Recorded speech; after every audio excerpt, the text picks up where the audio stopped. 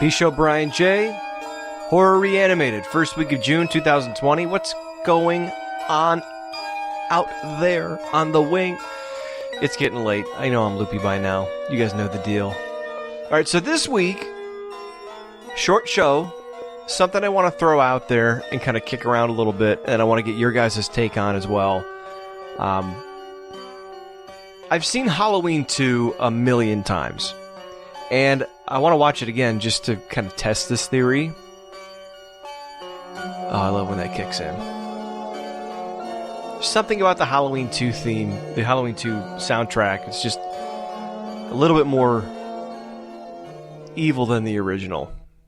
But again, my name is Brian J. This is Horror Reanimated, where we take the what ifs and the never happened and the fantasy of horror, and we bring them to life.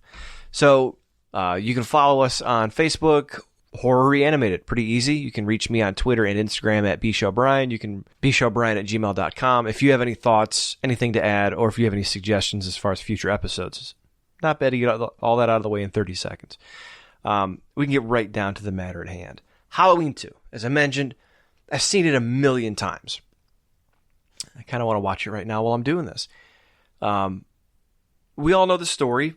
Laurie Strode survives the original onslaught of Michael Myers. She's taken to Haddonfield Memorial Hospital, where everyone thinks Michael Myers may be dead. Maybe he got away. There's confusion in the city.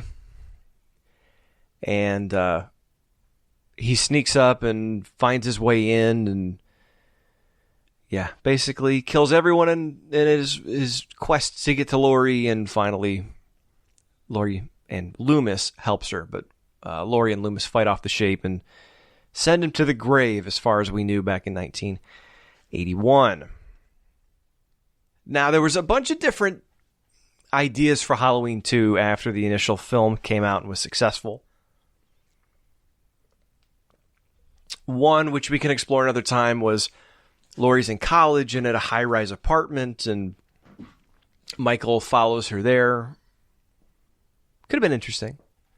This one was ultimately settled on. Laurie at the hospital. Continuation of the first night. In some ways, I think it was a great idea. In some ways, I don't. Halloween 2 is one of my personal favorites, but let's be honest, it leaves some to be desired in some ways. But something really hit me watching the TV version of this movie. And after listening to some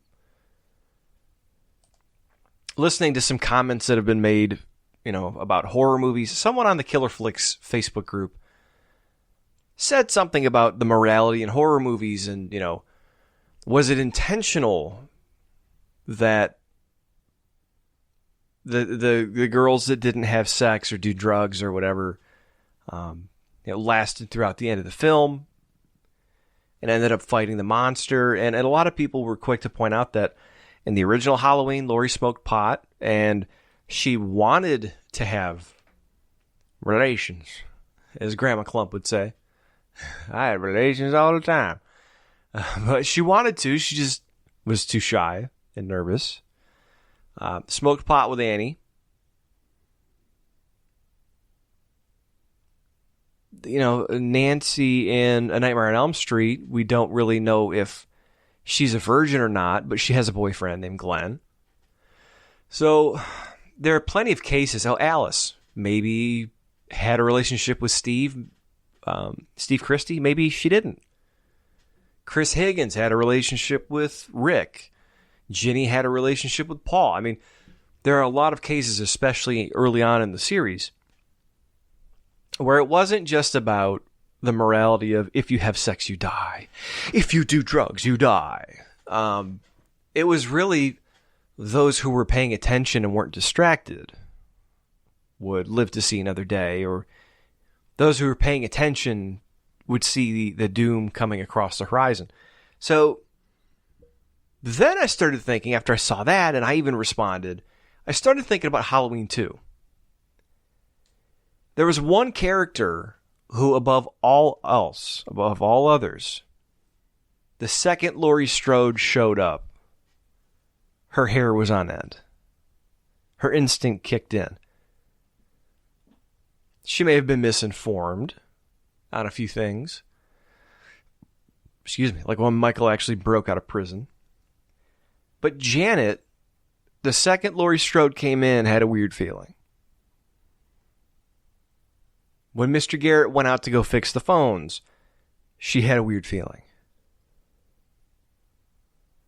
Janet was the only one early on who was really worried about anything.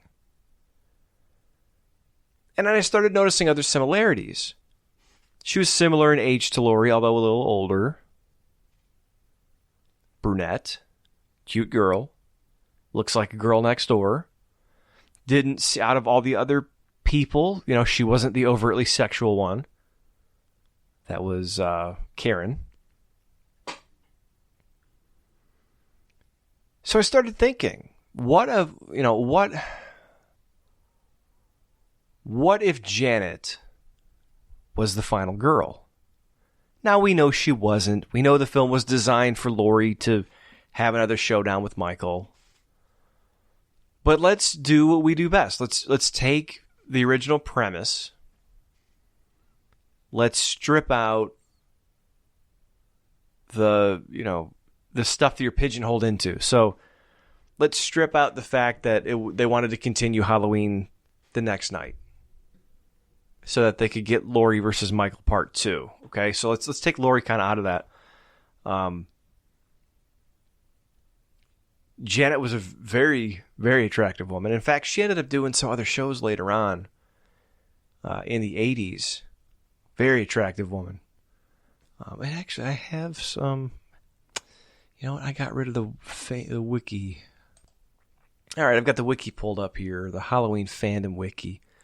Let's give me some background on Janet. Now, Janet, for those of you who don't know, was the very attractive blonde girl who argues with Bud in in the lunchroom before he gives his famous song.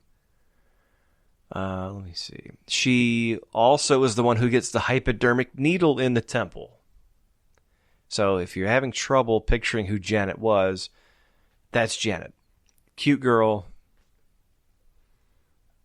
She said creepy a lot, right? So according to Halloween fandom wiki, Halloween series wiki, Janet Marshall, born June 17th, 1956. I don't know how they know this shit. So she was 22 in the film when she was killed. Let's see. She was a student at Haddonfield University and a nurse at Haddonfield Memorial Hospital. That's pretty much all we know. As this suggests, she was... Where is it? She helped Mr. Garrett before he disappeared. Then she was sent for Dr. Mixter and got a hypodermic in the temple. And one of the coolest kills, the most surprising kills in the series. And if you look at, again, another comparison between her and Laurie Strode. Laurie, in the first film, toward the end of the film, when the tension builds and mounts. Jesus, they even have her social security number? Who makes this shit up? Anyway, sorry, Halloween series wiki. When Laurie goes to, I call it the fun house scene, when she goes into the haunted house and she finds her friend strung up and hides in the hallway and Michael comes out of the doorway. That's pretty much recreated in the scene with Janet when Janet goes in to find Dr. Mixter. It's not meant to be that pivotal a scene, but it's very striking. It's shot really well. It's lit really well. It really brings out the grime and the dirt of Michael's mask. It just shows his morbid curiosity when he kills her. Like, he just kind of, almost like when he pins Bob to the wall in the first one and he tilts his head like he's looking at a butterfly collection or something. It's similar in nature. It's like he's experimenting.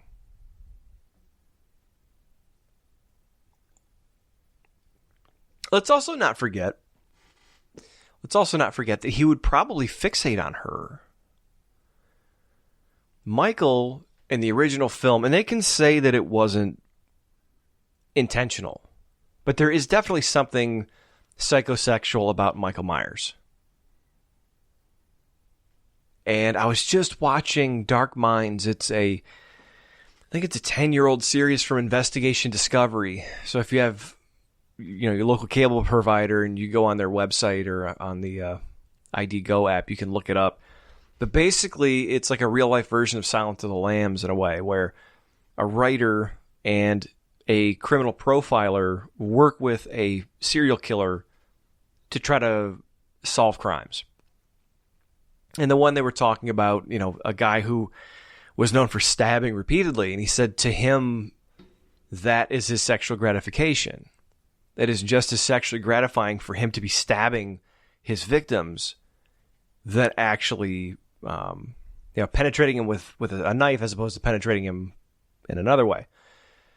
So if you look at that and you look at Michael, it was in a way his first sexual experience. If you look at it in that twisted psyche of a psychopath, he was 6 years old, stabbed his sister. She was she was naked. She just had sex. So if you think about, if you close your eyes and you picture the scene, I mean, very sexual. So not to be crude or graphic, but like the smell of sex, the sweat, everything, right, was probably still in the air. Perfume, cologne, sex itself, sweat. Everything was probably still hanging in the air. It had just happened. He walks in with the knife. She's still naked. She's brushing her hair. Sitting there completely vulnerable, and he walks up and just starts stabbing her repeatedly. So he gets out of jail. Escapes. Then he fixates on Laurie Strode, who he sees walking by his house. Resembles his older sister. Fixates on her. In a way, almost like a cat. Almost like a cat presenting like its kills or its trophies at the feet of its master. Michael did that to Laurie. He could have stalked and taken out Laurie anytime he wanted to. That wasn't the whole point of it. He stalked and killed Annie. Stalked and killed Linda and Bob. Like I mentioned, as a cat, presents him at Laurie's feet, draws her in, has almost like like my cousin was proposed to by her fiance and now husband. She came home from work one day, and when she came home, there was rose petals leading to the bedroom with a note and flowers and everything. And then he walked in and proposed to her after she saw the flowers and the rose petals and the letter that he had written her. Very romantic. So if you think about it in that way, Michael was maybe doing the same, but in his own creepy, way of presenting all these gifts for Laurie and this shrine with the tombstone and Annie, and not just to freak her out, but also he's going to set his trap. But he's presenting this in this weird, like a psychopath's version of romance. It's so bizarre. And I really do think there's a lot of, I wouldn't even call it subtext, but I think so as not to seem exploitive, and also legally so as not to mirror any real life instances. I think there's a lot that goes into writing these movies that the artists themselves don't want to admit for numerous reasons. But I definitely have always gotten that vibe from Halloween. There's definitely a sexual aspect to what Michael does, even if it's downplayed by cast and crew. So let's step back here. And if you look at Janet, she resembles Michael's sisters, I guess. Well, continuity's sake, resembles Judith Myers, resembles Laurie. Pretty, brunette, girl next door type. We don't know if she was a babysitter, but she was a caretaker. She was a nurse.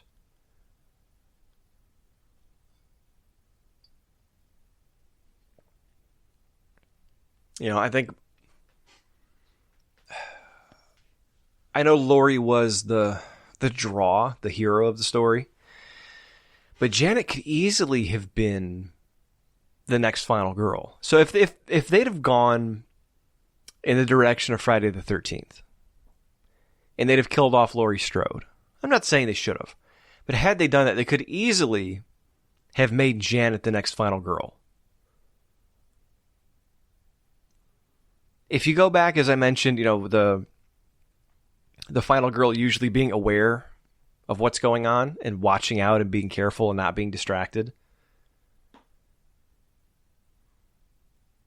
I know Janet's scenes are limited in the theatrical release of Halloween 2. But if you have the Ultimate Halloween Blu-ray collection and you have the TV version, go back and watch that. There's an extra scene with Janet and Karen in the hallway in the dark. And it just kind of adds that layer of Janet walking around trying to warn everybody. Because their whole conversation is, she's trying to tell Karen Laurie Strode was talking in her sleep or talking about how Michael Myers is coming to get her and how creepy it is. And that's why I mentioned she says creepy a lot, because it's prevalent in a theatrical release. It's really even more so pronounced in the TV cut with the extra scenes where Janet's saying it's really creepy. It's this, it's that. He said he's coming after her and she's freaking out. She really is spooked by this whole specter of Michael Myers. So if you look at the template for this film, looks like the girl next door, pretty brunette, young, caretaker, paying attention to what's going on. She fits the mold. I don't think it's so far off to think. And I don't think there was ever... Because, I was sitting and thinking about this a little bit, and I was thinking, maybe the original film wasn't going to be written to include Jamie Lee Curtis. And maybe Janet would originally be some sort of stand-in, and maybe they reworked it when she came on board, almost like, H2O, where it was going to be an exclusive all-girls boarding school, and then when Jamie Lee Curtis came on board, she was written in as the head mistress, and things were changed. I was starting to think it'd be very easy to make that assumption that maybe that was in some way similar with this, but I really don't think so, because I've never heard any other. And if you guys have heard any information on this, I know I read Taking Shape by Dustin McNeil, and who's the other author? Hang on.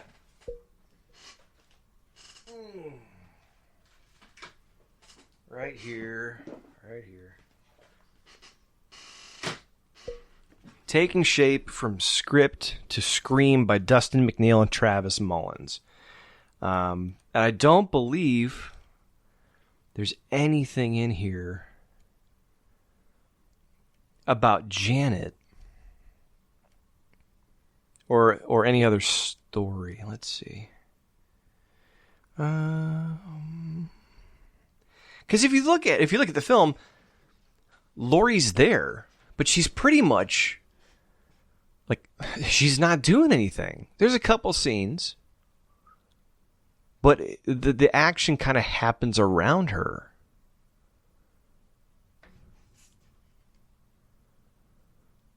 Oh, let's see. Yeah.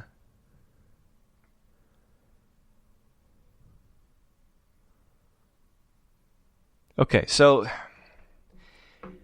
interview, and this is straight from the book I just mentioned.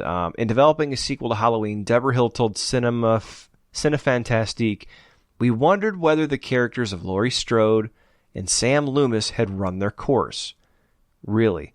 At one point, John and I thought of starting the picture with Laurie dead and then, like Psycho, introduce a new set of characters. One of the motivations for trying that approach was Jamie Lee Curtis.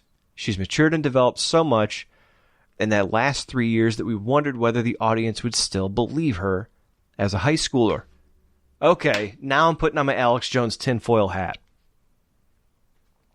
We have a producer, director, writer, right?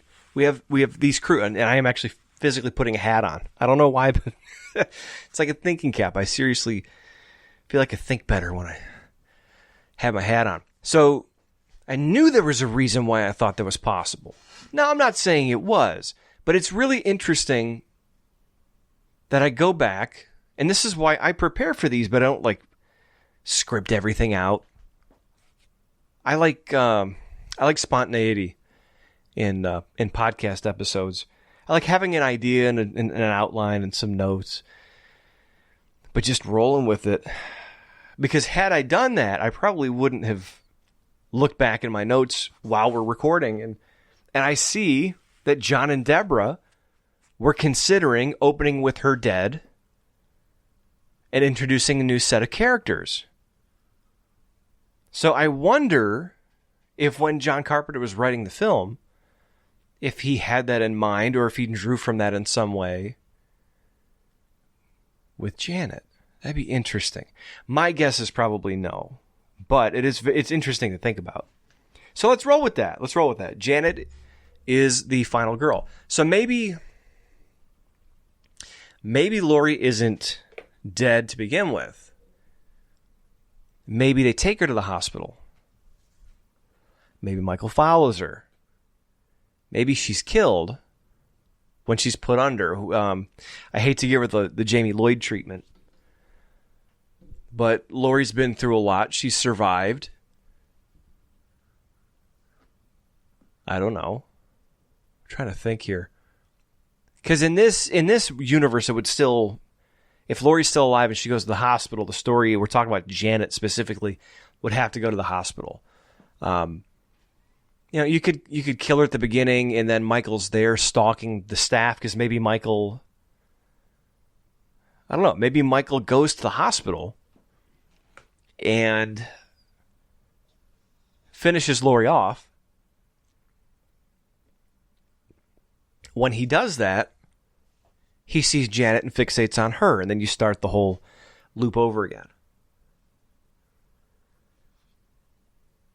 Or maybe you pull a Nancy Thompson and Jamie Lee Curtis is in the film, but she's, much like how it actually happens, where she's kind of out of commission for most of the film. You get to know these characters. Maybe Janet has the romance with Jimmy. Janet and Jimmy. Isn't that so cute? Janet and Jimmy. Oh my God. It's so adorable. So adorable. Janet and Jimmy. So maybe that's the thing. That would make sense because maybe, because Bud mentioned, see, now this is my like flat earth Alex Jones tinfoil conspiracy theory here. Bud tells Jimmy, don't get involved with the patient. Nurses are another story. Jimmy maybe falls for Janet, right? But unlike Karen and Bud, Janet is too scared and Jimmy's too bugged out, and that's how they survive. Is that instead of just having a final girl, now Jimmy's also there, and Jimmy's freaked out about stuff that's going on. Like he's like, okay, yeah, it's no problem, but then Mrs. Alves disappears, all this shit starts happening. That would make sense too. And then maybe as Michael is coming after the two of them, maybe Michael didn't kill Laurie, maybe he does, I don't know. Maybe she comes back, he thinks he killed her, but she, in her last dying breath, almost like Loomis. Yeah, so how about that? Maybe you're at the hospital. Well, that would mean no Loomis character then, because in this case, maybe he thinks he killed Laurie, fixates on Janet, stalks her around the hospital, almost recreates and sets up how they did for Halloween for Janet in the hospital, which you could also take advantage of the rooms. There's an operating theater, I'm sure, back in those days. I think they still have them at my local hospital. Conference rooms. There's all sorts of different things they could take advantage of at a hospital. where he could present his kills to Janet, the new girl. And then the chase is on, and replace the end of Halloween 2, the Laurie stuff with Janet, where Janet's being chased through the basement and out to the parking lot and back into the hospital. And maybe instead of Loomis showing up, maybe Loomis shows up, and like Halloran from The Shining, Michael takes him out as soon as he comes in. So now you're thinking, okay, no Loomis to protect her. Laurie's dead. There's no doctors. There's no other nurses. And maybe he killed Jimmy. I don't know. So now Janet's on her own against Michael Myers, the dude who even Laurie Strode couldn't kill. And then right when you think Janet's got her number punched, Laurie shows up, comes out of one of the rooms, and she's bleeding out, and in her last dying breath sacrifices herself to try to save Janet. Either Loomis style, or causes a distraction, and Janet drops a security gate on his head. Something. I don't know.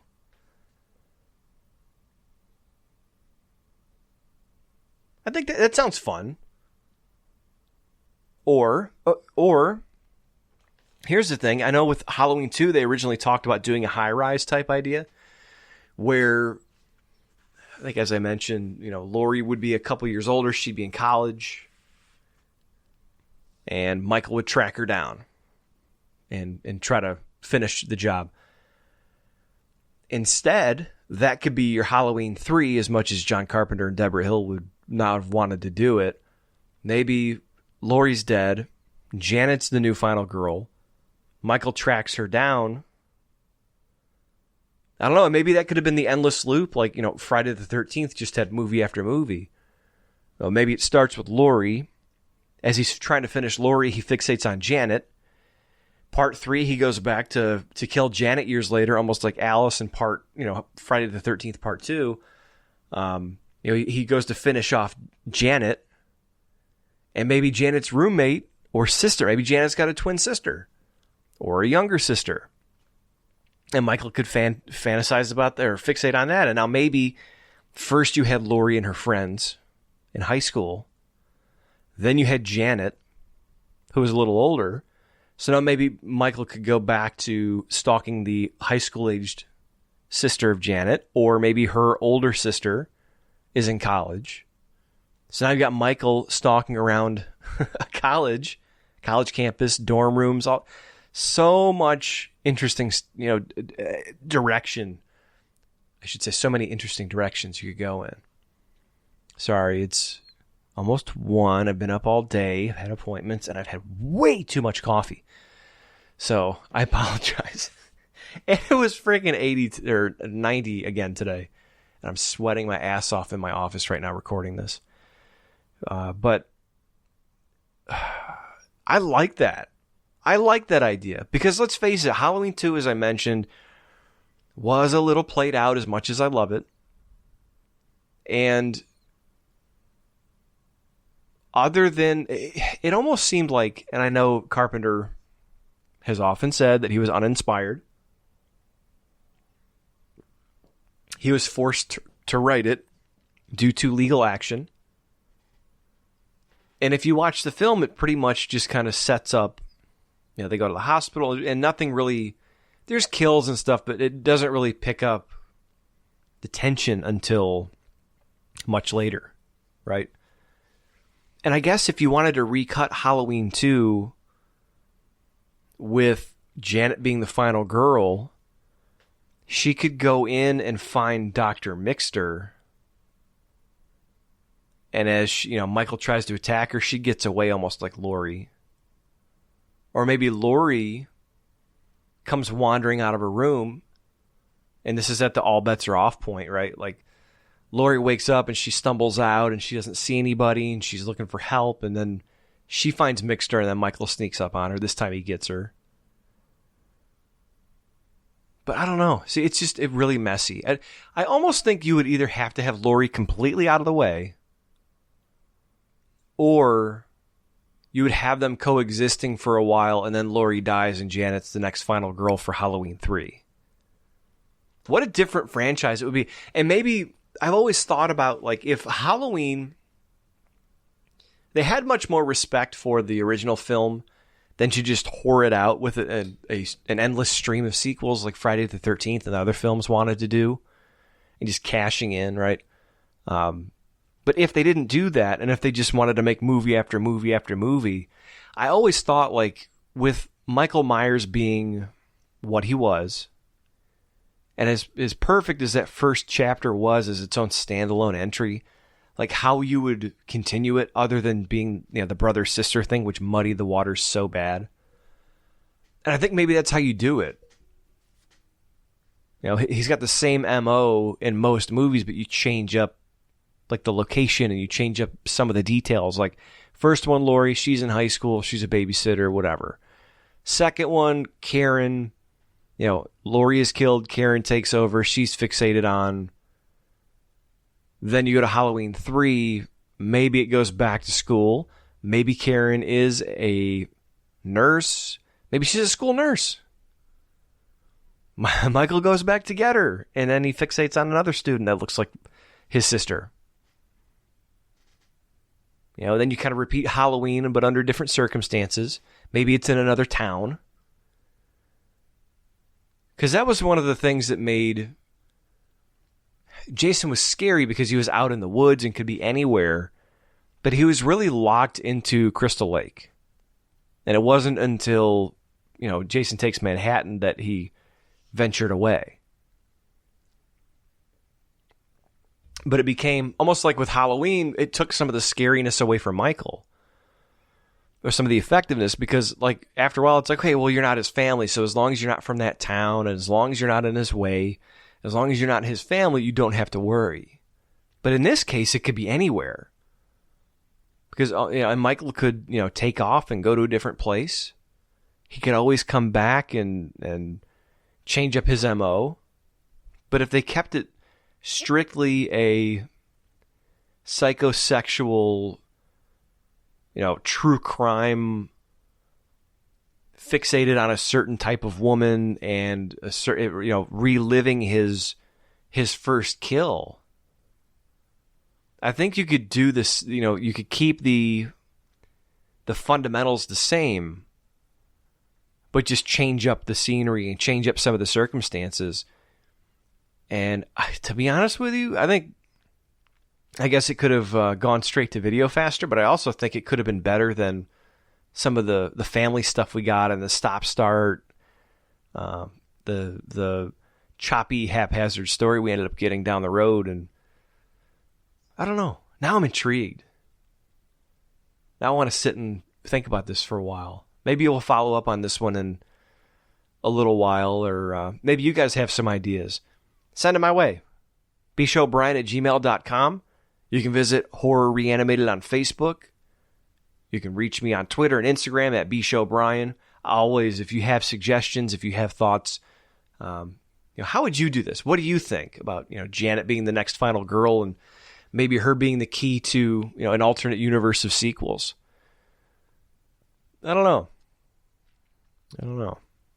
I think it makes sense and it fits, and I can connect enough dots to be an Alex Jones. And you see, what they really wanted to do was move on from Laurie Strode, so they brought in Janet.